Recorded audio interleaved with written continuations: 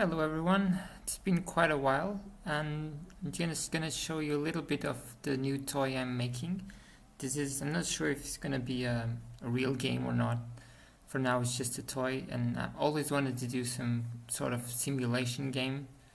And so I had this idea of picking some inspiration from John Conway's Game of Life with SimCity and other games of the genre. And so, oops, wow, that's some nasty wildfire there.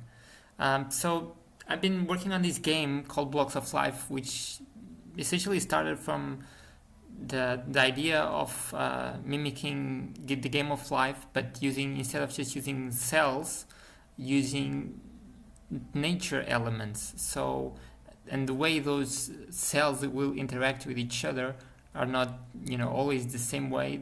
The interaction depends on what kind of cell it is. So here you can see we have water, we have grass and desert and forests and mountains, and so the whole thing develops and starts to evolve as things interact with each other. So let me just show you how it starts. I'm just going to run it from the beginning again.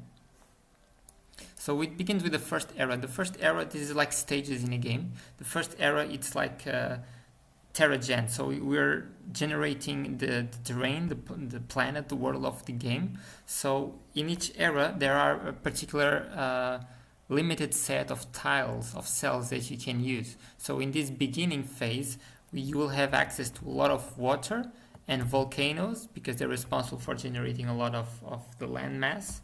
There will be some land tiles also in some mountains, but mostly it will be water and volcanoes. And volcanoes will erupt like that one just did. Sorry, there is really no much visual feedback right now of what's happening, so it is still very raw. The volcanoes will erupt and they will... I'm just going to play random now, not paying much attention to what I'm doing, just to show you. So they will erupt and they will create more land around it in a kind of random way. Sometimes they'll spread around more, sometimes less. And they can obviously create land where there is water.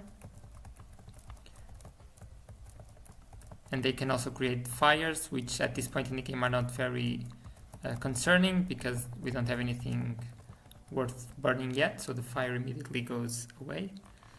So I'm having... Okay, so now I'm in the second era. So in the second era, time slows down, so the simulation goes a little bit slower.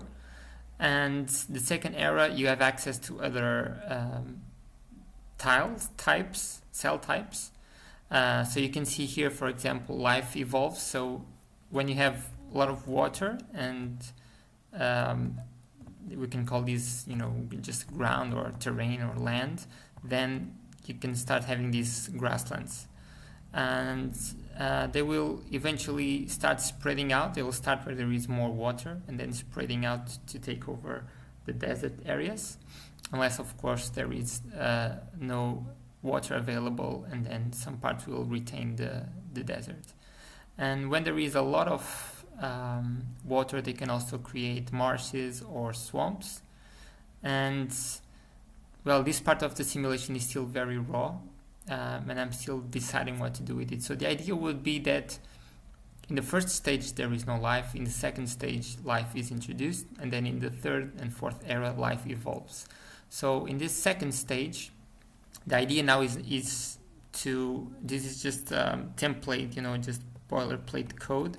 What I'm going to do now my idea is to have this, in the left here you can see the stack of incoming tiles. This is kind of playing like a Tetris mode.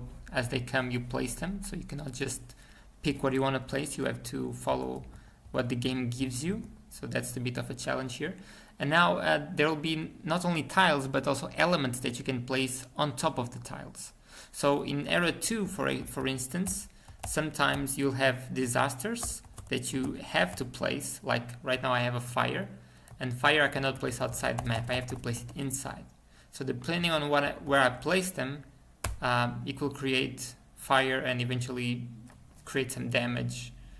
That was a volcano up there.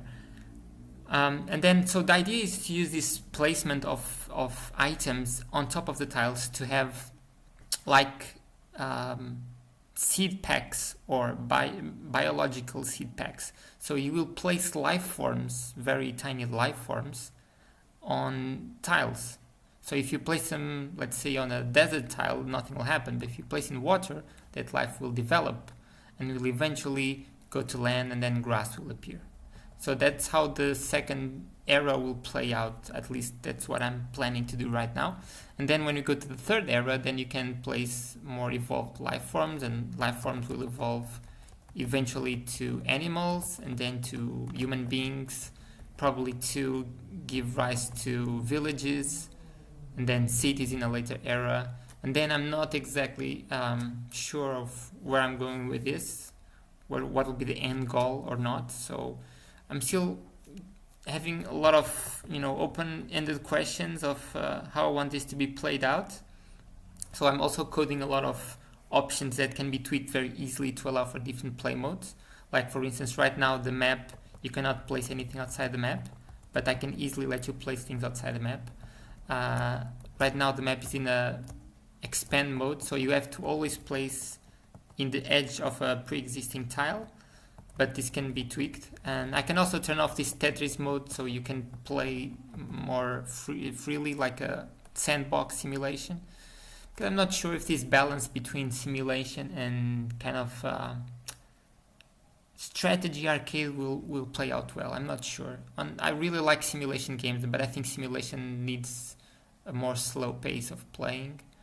And these kind of tiles that are coming and we need to be played, and the map will always grow, probably will mess up a little bit the idea of a nice simulation. So I'm not sure exactly where this will evolve. Right now this is the current status. In this bottom right corner we have 3 slots, and the idea is playing with this Tetris mode, that let's say I have this water tile now that I have to place, but I really don't want to place this water tile for some reason, so I can choose to put it in 1 slot.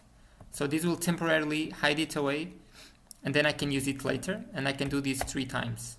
Okay, so then if I have, like, say, a specific seed for a life form that I want to place, but I haven't yet made the right place for it, I can just hold it for a while and then go back to it later. This is something that can be enabled or disabled very easily. Maybe even the player starts with just 1 slot, and then as the game evolves he can get other slots, or by achieving some things he can get more slots to make the game easier. And the other idea that I had was to kind of trying to create specific formations. So like, say for example, if I have 6 tiles of desert surrounding a water tile, then maybe this gets converted to an oasis. So these kind of transformations are also in my mind. I'm not sure if it's worth it or not. But my main question right now is the size of the map. If I want this to grow forever, like I can just keep on endlessly growing the map, or to create a more contained small map simulation, and what to do with it. The problem with the small map is that I have to discard this Tetris mode completely, because otherwise it doesn't make sense that I start with placing tiles, and then at one point tiles will stop and the game mode changes. It's like Spore, and I don't really like so much. I think the gameplay should be more or less consistent. So either I use this mode or I don't use this mode at all. So yeah, this is more or less the status of the game right now. Let's just burn this forest here. Right. So the idea is that in the beginning you have to pay attention when you do. It's not just randomly generating the landscape. You have to think how you're doing, because it will affect how you're going to play with the life forms that come in the later eras.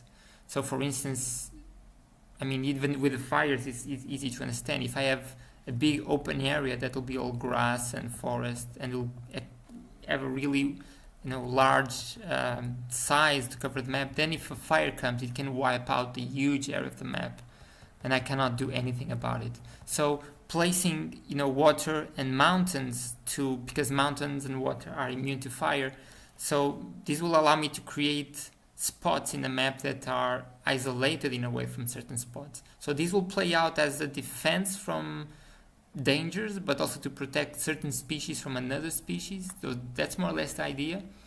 And yeah, check the devlog for in TIG source for in the TIG forums. I'll keep posting almost daily of all the progress I'm doing. I'm trying to keep moving this forward every single day, even though I'm not sure on how to keep moving forward. I'm trying to push it forward. To just my target is to have this finished in 1 month. So I have about 6 weeks. I started this 2 weeks ago and been working more intensively in the last 2 days or 3 days. So let's see what comes. I think I think it has some potential to become a cool toy or even a game. Let's see. If you have any suggestions, also be free to comment or send me an email or a tweet, and I'll be happy to consider it. All right, see you soon. Bye bye.